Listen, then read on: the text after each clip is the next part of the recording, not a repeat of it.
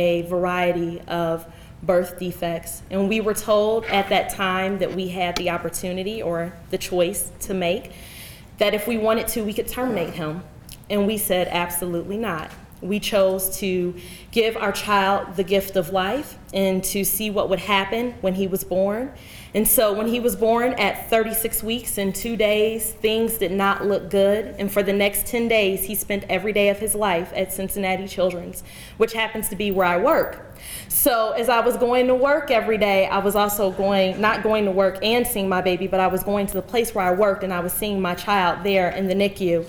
And it was incredibly hard. And so on day number 9 of his life, we were told that his outcome would be that he would end up being connected to a ventilator, a feeding tube, and a suction machine for the rest of his life. And we knew then that we had some very hard decisions to make. And so one of those options was to turn the ventilator off and to let our child go live with Jesus. And that is the decision that we made, because there are no MRIs, x-rays, machines, pricks, or blood draws in heaven. And we know that our child is probably getting all the other little babies in trouble in heaven if he's like his daddy. He's hanging from those heavenly chandeliers and he's talking somebody's ear off. We know that that is our child. And so we are the proud parents of a little boy that, because we were able to give him the chance of life, who was able to provide milk, my breast milk, for babies in 3 different states and 7 different NICUs. We are the proud parents of a precious little boy who will be written about in research journals and medical journals for years to come, because the doctors told us that the cause of his death was a congenital abnormality that came from a genetic defect that we had no idea about. We are the proud parents of a little boy who, because of his life, we were able to start an awesome network of families called the Angel Baby Network to help connect some of these wonderful parents back to resources like yourselves and medical people and professionals to help get them the help and the assistance that they need as they walk through one of the most devastating, this had better be the most devastating thing that I'll ever go through and that we'll ever walk through. And so from that network, we are able to bring these parents together who, I promise you, are some of the most intentional and compassionate and wonderful people you will ever meet, who do not want to be in this situation. This is the fraternity and sorority that no one wants to be a part of. But since we are here, we are dedicated and committed to helping other families as they walk through this. And so I admonish each of you today, as you go out and as you start doing your work, when you find out about families like ours, we were one of the 99. We were one of the 20. As you go out and you start working with these families, remember that your work is not only important, but it is also impactful, and that you are making a difference in someone's life as they walk through a travesty and a tragedy. So thank you all for being here today. There's much more work to be done, but I'm so encouraged to know that you all are putting your hands to the grind and saying, let's do it. You're making a difference. So thank you.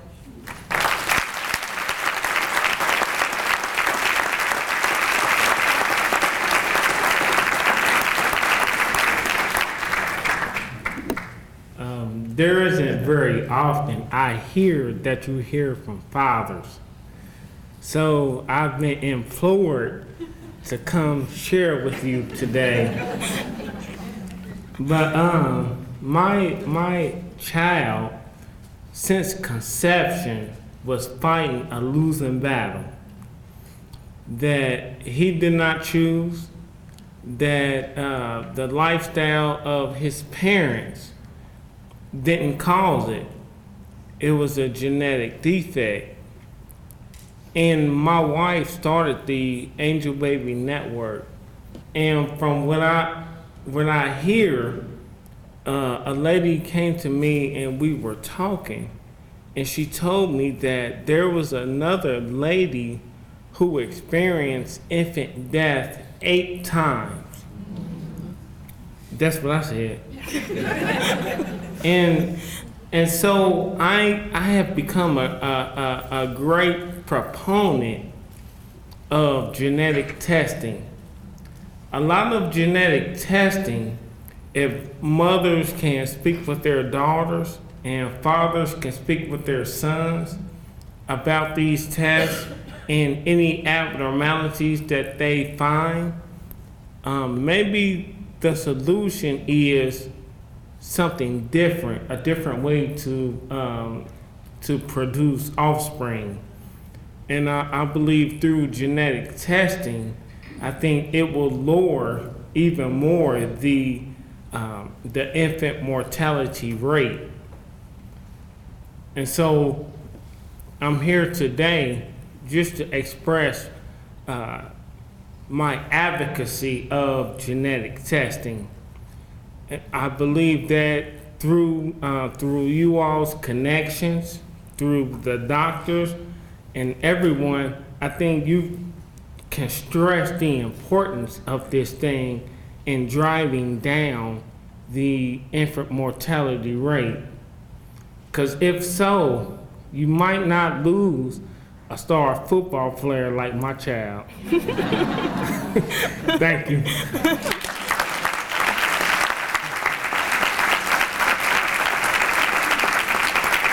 And co-chair of Cradle Cincinnati, along with Cincinnati City Council member Wendell Young, impress upon Greater Cincinnati just how important this issue is of doing the things that we can do that will allow more and more babies to celebrate their first birthday and to live long, happy, productive lives. We're beset with great tragedy, 508 lives that will not reach their full potential.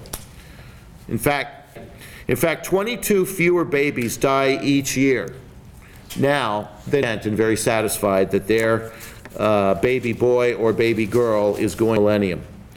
Having said that, though, here's where we still rate Hamilton County, because we always knew we were long, it's tough, it's hard, but it's doable.